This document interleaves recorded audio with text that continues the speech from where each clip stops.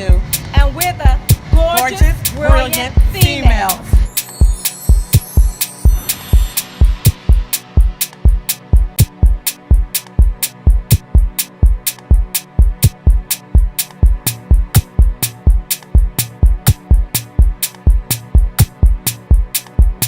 Welcome to another edition of Gorgeous, Brilliant Females.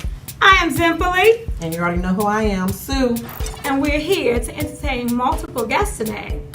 From the studios of Clear Productions in Fort Washington, Maryland. We want to welcome our first guest, NALLY. Lieutenant Colonel Nadine Nally. Welcome to Gorgeous Brilliant Females. Glad you're here.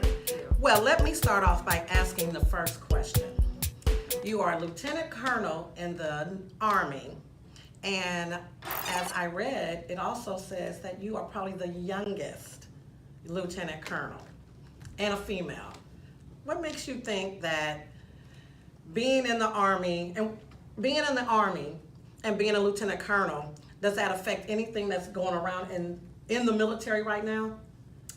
No, I feel like, to go back, I wouldn't say I'm the youngest lieutenant colonel in the Army, but I feel like, I've pretty much hit each benchmark along the way at the right time, so it's kept me on track for making the ranks along the way.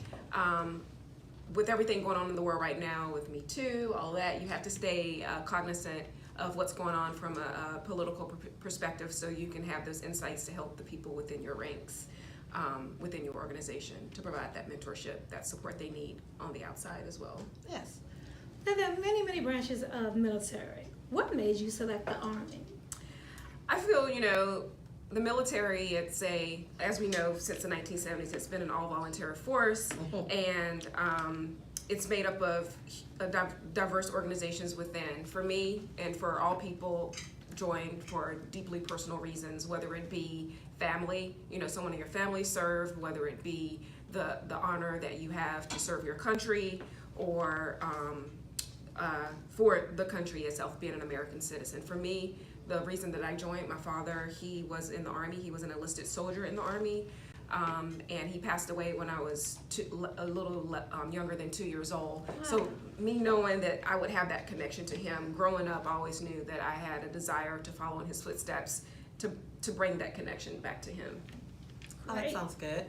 So, since you enlisted in the Army and you moved up in the ranks, tell me this. What is it, the job that you do? When you first started when you enlisted, what did you want to do? And where you are right now, did you accomplish that goal? Absolutely. Probably the goals that I had and beyond that, because when I joined the military, I graduated from Oregon State University up in Baltimore. I was commissioned as a second lieutenant. Woohoo! And Girl power. HBCU. And I was commissioned as a military intelligence officer, and that was my number one choice when I did my selection for my branch, my job in the Army.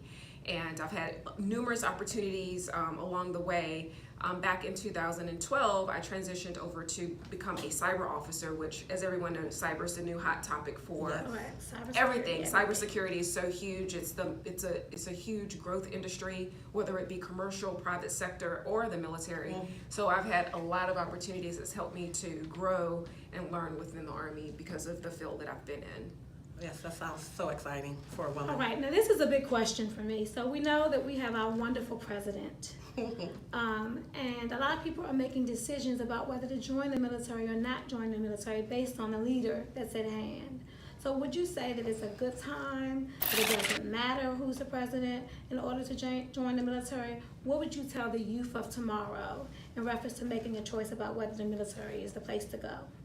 Right. So, it's really, you can't go any day without recognizing who's in leadership right now across the board.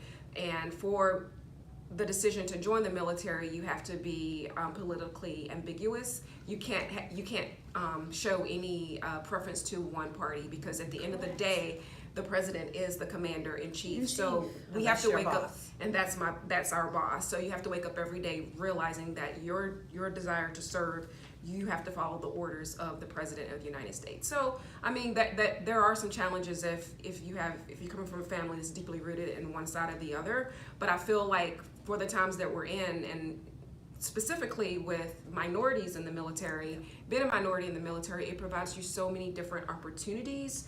I mean, it's still such a small percentage of people in the military, because right now, less than 20% of the people in the military are African American or Black. Less than 20%? Less than 20%. So when you think about the Army specifically, 60% are white males in the Army. And then you talk about the 40%.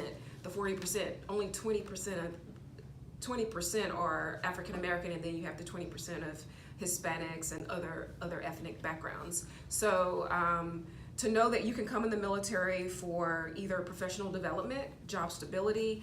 People join for a variety of reasons. I mean, from our community, you know, a lot of people join for money.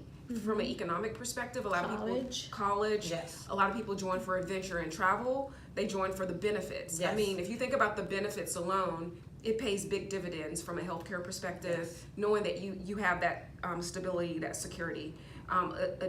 Additionally, within my time in the military, a lot of the soldiers that have worked for me, you know, I bring them in for their counselings, and they tell me things like, "Man, this got me out of a negative situation. My recruiter told me, you know, or my family told me, you either join the military or in 3 to 5 years you're going to find yourself in jail in the military system." So it's gotten them out of a chaotic point in their life where they can like take a 180 and put themselves on a positive path. Definitely. I got a question for you. You said that there 20% of the Army is African American. Now, Less than about less 17, than. right. So when we look at it as far as the global world is concerned, 5% of African American women are in CEO executive leadership positions. How does that fare when you look at the military? What's the percentage approximately of women that have climbed the ladder to the highest ranks? The highest ranks, a very, very small percentage. Out of the percentage of, so we talked about the race, but from a gender perspective, out of 100%, I believe it's about 16% in the Army. I can't speak for the other services, are female. And then when you break that from enlisted to officer ranks, only about 6% to 7% are officers. And then you talk about people that have joined the force. I mean, there is no African American female officer that has ever been appointed a general officer in the cyber branch. So there's a lot of room for growth There's a for lot of women. There's a lot of room for growth for women, absolutely. And African American women specifically. Precisely, yes.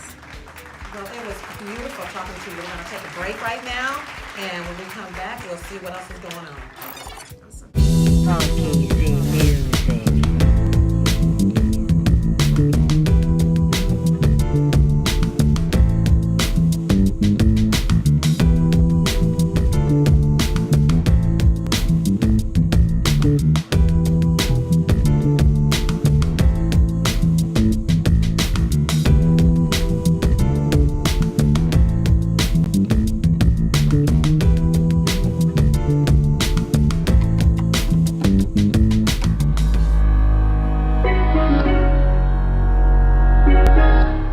It's Michael's birthday, 30 seconds, baby, do your thing. Uh-oh. Uh-oh, Mike. Uh-oh. Uh-oh. My man, go ahead and touch it. Gotta give Mike a round of applause, man. Uh-oh, got Howard Hewitt in the building. The second time around, 'cause Whitney is mad. All right, man, that's my man. What's your name, big dog? Where you from? Fort Washington. Tony from Fort Washington, Maryland, in the building. It's his birthday, y'all. 30 seconds, Tony. Down the birthday soul train. DJ, give it to him. Uh-oh.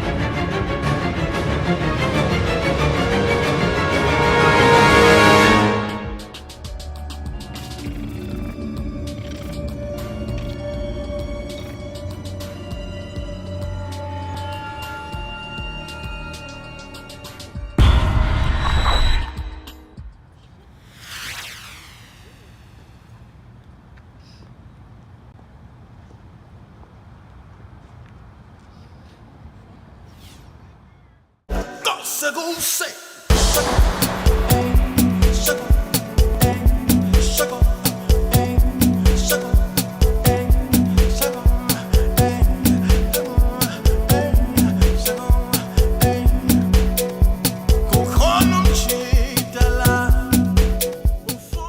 Welcome back. We are still here with the wonderful Lieutenant Colonel Nadine Nally.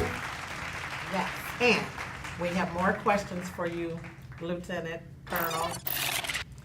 So, tell me, what made you think about going into the military? And what are the trials and tribulations of being a lieutenant colonel in the Army and being a woman? Okay. So as I mentioned earlier, going into the military, it was my father's influence. But I will say, the timing. So from the point I had opportunities in high school. So from high school, I joined the JROTC, the Junior Reserve Officer Training for Program, which teaches you discipline and teaches you, an introduction. It introduces you to the military way of life.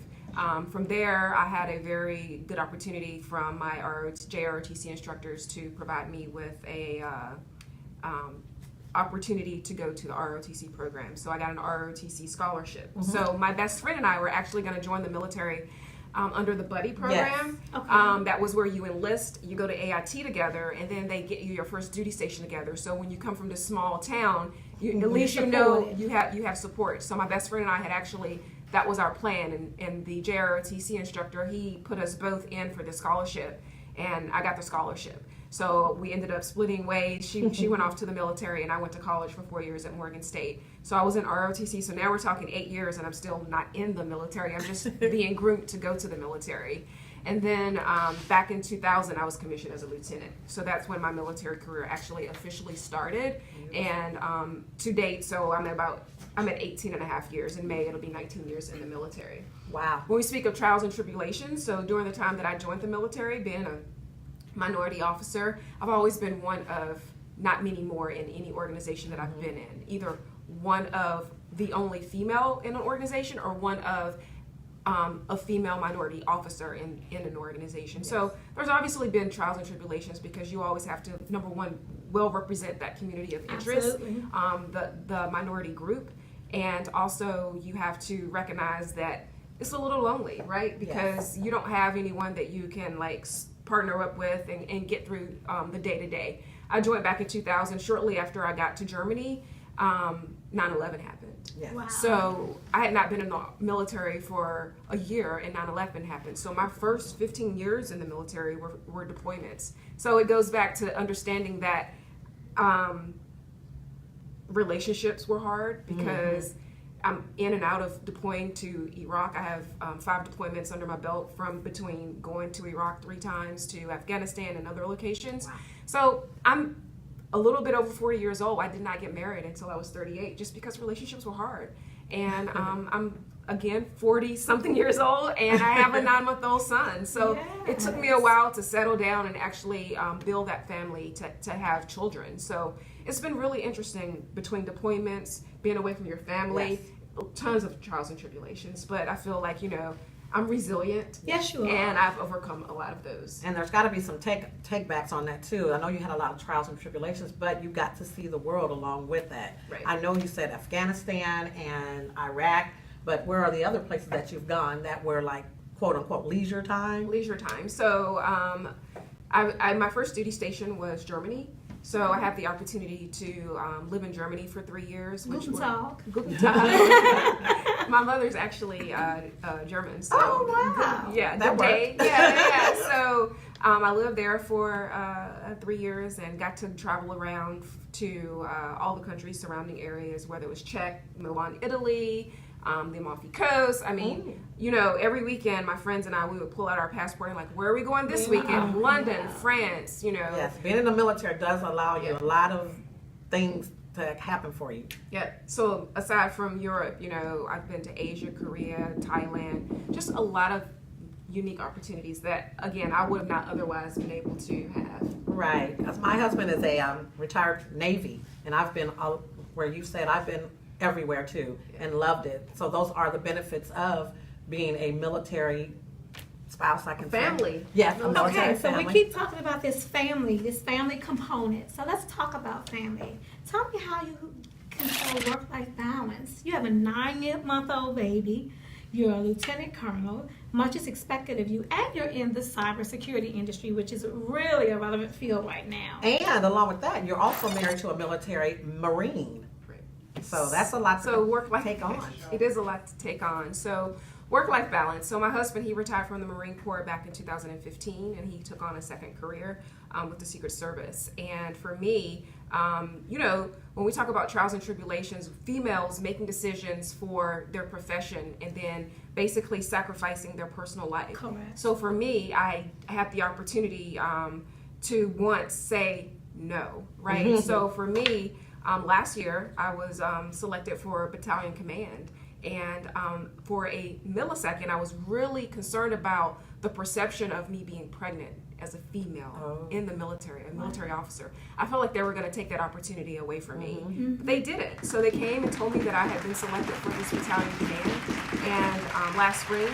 And I got the call one afternoon from the general. And he was like, hey, you know, your change of command is going to be July. And the first time I said, no, sir, actually, I'm not available in July because my son's going to be born in May. And I'm not willing to come off maternity leave because we get 12 weeks now. And I was like, I'm not willing to come off maternity leave. And he was like, hey, we'll work with you. When are you coming off? So the person that was in command had to extend a few weeks so I could actually take advantage of my 12 weeks and spend that bonding time with my son. So for me, going into command, I definitely wanted to prove to my soldiers, you know, that it's okay to be a leader and to show that you have that work-life balance. So something that we do within my organization on Thursdays, we call it Vanguard time, and at 3 o'clock on Thursday, 1500, 3 o'clock on Thursday afternoons, everyone is released to go spend time with their families. Oh, great. So that's something that I do to show, hey, I have that work-life balance. I'm a transparent leader, so people can look on my calendar.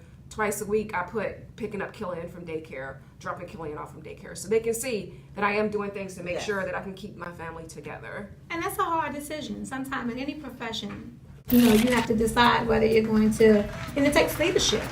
Pick your family or pick your career. And you've shown you can do both and still be successful. Let's take another break and we'll be right back.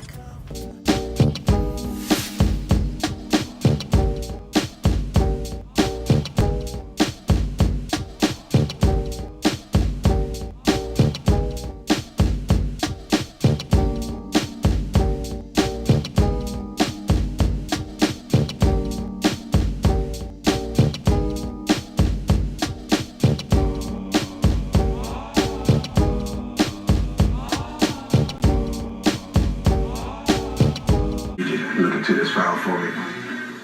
What's wrong? It looks like you got something on your mind. Man, I got a wedding, graduation, and cookout this month. I need a quality production team. Call my guy.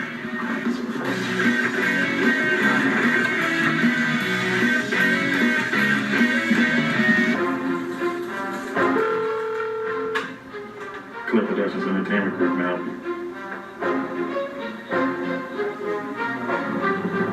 A wedding, a graduation, and a cookout this month. I got you, man. You have a great day. Boss man, I got a wedding, a graduation, and a cookout this month. I need some kind of venue to hang out for me. I got 3 different venues we can look at, and I can also call Anthony to do the graphic work. Let's check with the client and see if we can do a website to do their RSVPs for the cookout and the graduation. And I'll get with Michelle to get the promotional team and the production team ready. And I can get with Sue to get the bands, the rappers, and the comedians. What about we put them on until the smoke clears television show, and we can get them on a radio lineup for if the smoke clears. And then I can light up a cigar. Not just yet. Let's get the DJs, photographers, and videographers. Now you can light up. Let me get it. Skip, you have a phone call from the CEO of XO7 Entertainment.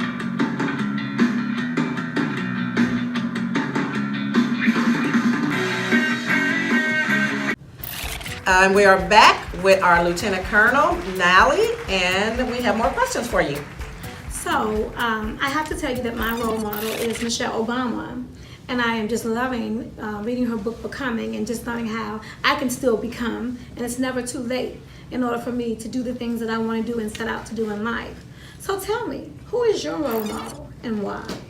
Interesting. So honestly, I definitely admire Michelle Obama and all that she's overcome, and all the women that have been a positive influence to the women in our society right now. So there's a lot of people that have had a positive influence on me and in my life, and they've certainly helped to propel me to reach the goals in my life. The people that I look up to for their extraordinary achievements. So I don't really have one person that I would call a role model, but I like to compliment the folks that have actually been a part of my life and helped me along the way on the journey that I'm on right now. So they contributed personally. They contributed personally, whether it was my family, you know, teachers, mentors. They've all helped me build that roadmap to get to my personal, that personal quest that's gotten me to where I am today. Okay. So, I mean, I just like to pay tribute to everyone out there that's helped me, because there's certainly tons of people, because as they say, it takes a village. It right? does. Yes, it does. It does. Well, I want to know, what is it about the military that you don't like? So there's tons of things, honestly, that I could not care for in the military, you would say. I think when it comes to the opportunity, obviously, it's given me a tremendous opportunity in the military, but there are some things that I don't like. And I won't say about the military, I'll say about the Army particularly. Okay. Okay. The fact that I cannot wear earrings in my combat uniform. That bothers me, right? Because all other services, they can wear studs in their combat uniforms from the Navy, Marine Corps, the Air Force. So that's something that, you know, has been a challenge for me along the way. And they say when you make general officer, you can kind of change the regulation for your uniform. You can kind of go off script. So I was like, if I ever make general officer, We're wearing earrings. we're gonna be wearing earrings, right? Another thing, it's definitely nothing like policy or procedures or anything like that. But another thing I don't like is that in the military, we can't wear nail polish, like colored nails anymore. Right. That went away a few years ago. And you know, to some extent, we already get labeled as being more masculine, right? Correct. In Army females, right? We're more masculine. And I feel like those two dynamics help us maintain our femininity. Yes. Femininity, Yeah. yes. I mean, that's interesting because, you know, wearing a uniform, even as going to high school, I went to a private high school and we had to wear uniforms, and where we were able to distinguish ourselves was our nail polish, our jewelry, our shoes, things that you all still don't have the ability to be unique in. Right. So yes, I'm with you. I'm going to vote for the earrings as well. The earrings are the first things that I put on every morning. day. Yes. I'm going to put on any other jewelry, but my earrings I will not forget. So another thing with that, what about the hair? There's been big discussion about women in military and their hair. I know you have to have it tight in a bun. You can't have it on the nape of your neck. Or it has to be on the nape of your neck. So is that something that bothers you a little? It does. Coming up in the military, obviously, that's one of the other pieces where you can't really have an identity, right? Or go too far off the script. But I feel like the Army has made a lot of leaps over the last few years where women of color, ethnic women, can actually have dreads in the military as long as they're neat and pulled back. You know, Right. you can have twists. You So can I do couldn't those wear things. this. I had to put it back in the ponytail. You would have Yes. to pull it back, so it has to come off of your collar. Okay. Right. So a bun, like this is actually Yes. my hairstyle today It's- is a very traditional military hairstyle. Regulation. By regulation. But see, I can do that. See, I don't have a problem with the bun thing as long as I can have my dreads. I don't like doing hair. So this gives me the ability to be free and not do my hair. Just to put it back in a bun, I can take care of that. No big deal. Well, All right, so we talked about why you chose it. We talked about family life balance. Talk to us about what it's like to move up in the ranks and what's your competition like. What does that look like for you? Wow. So moving up in the ranks, there's always huge competition, and you have to imagine that the competition is because of who's the large majority of individuals in the military. Definitely. It's the white male. Male. So you always have to look at yourself as being twice as good as that person to come Absolutely. to even being on the same page as him when you get to a promotion board or any other type of board. So those types of things are always in your face, and it is really true, it's relevant. But I feel like, you know, if you do your job, you know, if you represent yourself well, I've made it to Lieutenant Colonel. I'm commanding there's only 2 offensive cyber battalions in the Army today, and I'm commanding one of those. Wow. Right, as a minority female. So those are like huge accomplishments, and when you look at the field of being highly competitive, the field is highly competitive. So I feel like as long as you represent yourself well and you do a really good job, you will be competitive in the But it field. still takes it back to the fact of, as women, we have to be 100 times better than someone else, just to have the same opportunity. Precisely. Not even to get it, just to have the same opportunity and have the same playing field. So that's still an interesting dynamic in the world today, that it's transitioned from the military into the regular civilian world as well. So once you retire from the military, what job would you want to have in the civilian world? So right now, that's something that I'm pondering very deeply on right now, just because I'm reaching that point where it is there is a calculus that has to be applied to that decision, because I can retire actually next May. So I'll have 20 years in the military, and I can basically take it home if I want to. Can we switch? Let's just switch for the moment. I can take it to the house. So the fact that I have a 9-month-old son, there's a lot of different dynamics. There's a lot of variables out there right now. So Do you want more babies?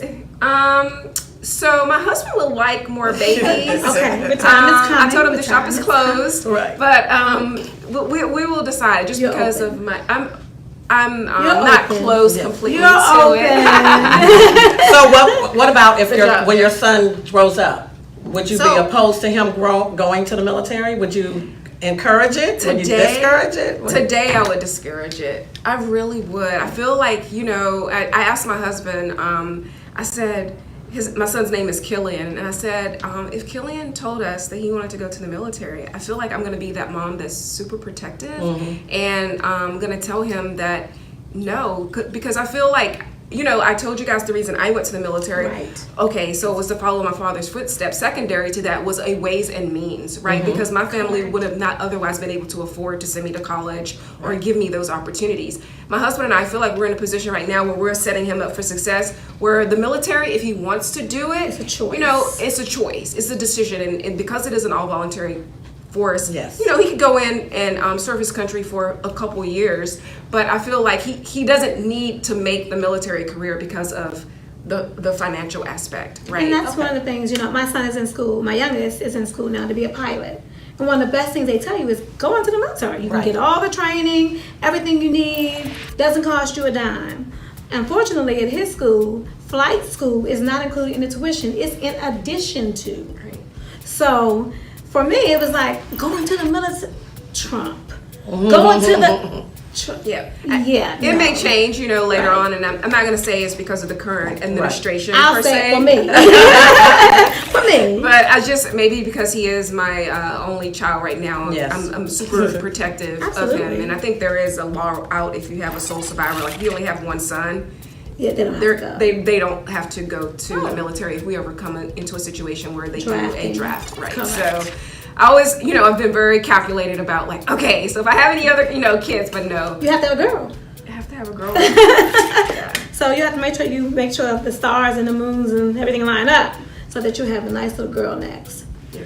We want to thank you so much for taking time to share Yes. your personal life and giving us a chance to learn a lot about Enjoyed it the Thank you for inviting military, me. the benefits, the challenges, the trials, the tribulations, your rank, how you got there. But most of all, I want to thank you for being a woman that represents us on a higher level, because we don't get to see that often. And so once again, we get to look and say, that's my sister. Yes, and now somebody else will see this and be inspired to do what you have done. Absolutely. Make moves and not have any problems doing it.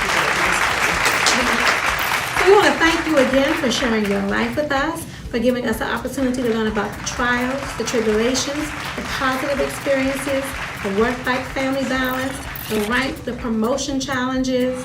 But most of all, we want to thank you for being another sister that we can be proud of. And that Another somebody woman else can look up to. that someone can Thank look you. up to and emulate, and have an opportunity to see that we're capable of actually accomplishing anything we want to do. So we want to thank you for joining another edition of Gorgeous, Brilliant Females. I'm Zinthally, And I'm Sue. and we're the Gorgeous,